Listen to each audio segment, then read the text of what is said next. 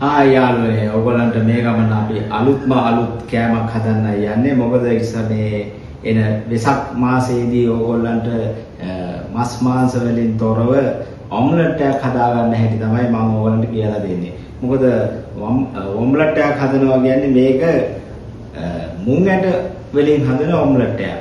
යාළුවනේ මේක හරිම රසයි. ඔයගොල්ලෝ හදලා බලන්න. මේ වගේ ඔම්ලට් එකක් මම හදන විදිය ඔයගොල්ලන්ට කියලා දෙන්නම්. යාළුවනේ මේ ඔම්ලට් එකට ගන්න දේවල් තමයි මේක විශේෂත්වයේ තියෙන්නේ මුං ඇට. මුං ඇට වතුරේ දාලා තිබ්බට පස්සේ මේ වගේ පොඩි පැල වගේ එනවා මොටේ යදිනවා. අන්න ඒ විදිහට ගන්න ඕන. ඒකට ගන්නේ මුං ඇට. මෙතන තියෙනවා මිරිස්, ලුණු, කාර්පිංචා, කෑලි මිරිස්, ගම්මිරිස්, ලුණු, පාම් පිටි. මේක තමයි යාළුවනේ මේ ඔම්ලට් එකට ගන්න දේ. යාළුවනේ ඉස්සෙල්ලාම මේක බ්ලෙන්ඩර් කරගන්න ඕන. මෙන්න මේ වගේ බ්ලෙන්ඩර් එකක් අරගෙන හොඳට බ්ලෙන්ඩර් කරගන්න ඕන. ඉස්සෙල්ලාම මුං ඇට ටික.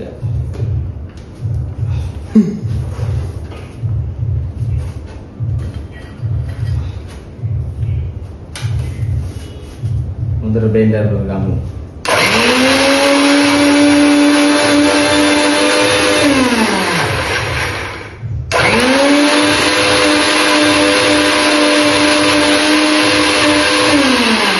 යාළුවනේ බ්ලෙන්ඩර් කරගත්තාට පස්සේ මෙන්න මේ විදිහට අපිට තාලපේ වගේ ගන්න පුළුවන්. මේකට අපි දානවා යාළුවනේ පාම් පිටි හැඳි දෙකක්. මේ හැඳි දෙකක් දැම්මම හොඳටම ඇති. ඒකට සරලන ලුණු ස්වල්පයක් දා ගන්නවා. ගම්මිරිස් කුඩු ටිකකුත් එකතු කර ගන්නවා. ඒකට අපි මිරිස් ටිකක් එකතු කර ගන්නවා. ඊට පස්සේ මේකේ තියෙනවා යාළුවනේ මිරිස්, කාර්පිංචා, ලුණු ඒ ටිකත් ඔක්කොම එකතු කර ගන්නවා මේකට.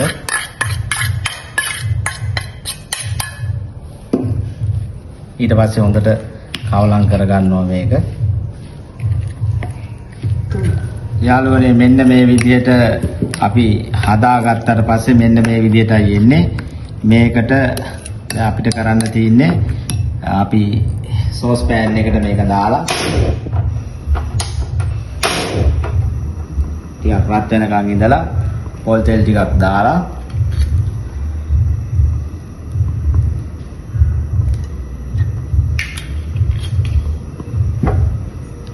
යාළුවනේ වටේට පොඩ්ඩක් හොඳට ලස්සනට මේවා කරගෙන ගින්දර ටිකක් වැඩි කරගෙන ඊට පස්සේ යාළුවනේ අපි හදාගත්තු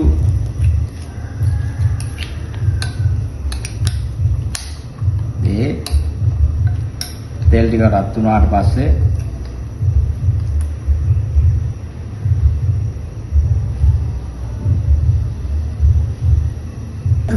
යාළුවනේ දැන් අපි මේකට මේ පෑන් එකට අපි එකතු කරගත්තු ඔම්ලට් ද්‍රාවණය මේකට දාලා පොඩ්ඩක්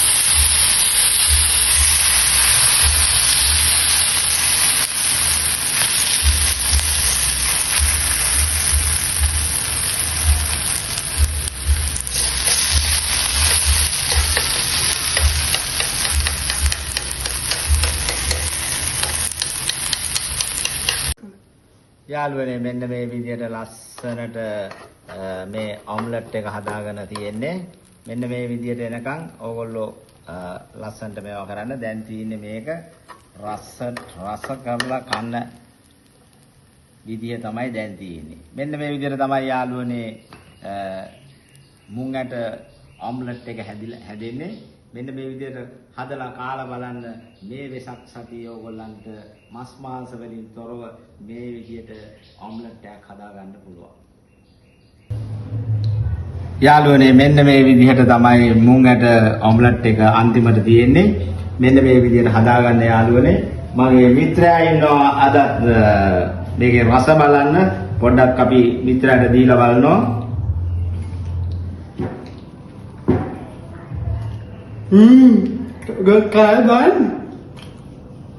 එයාත් කියනවා කාලා බලන්න කියලා. මාත් පොඩ්ඩක් කාලා බලමු. ඇත්තටම මාර රසක් තියෙන්නේ. එයා යාළුවනේ ඕගොල්ලොත් මේ විදිහට හදලා කාලා බලන්න ආස හිතෙයි.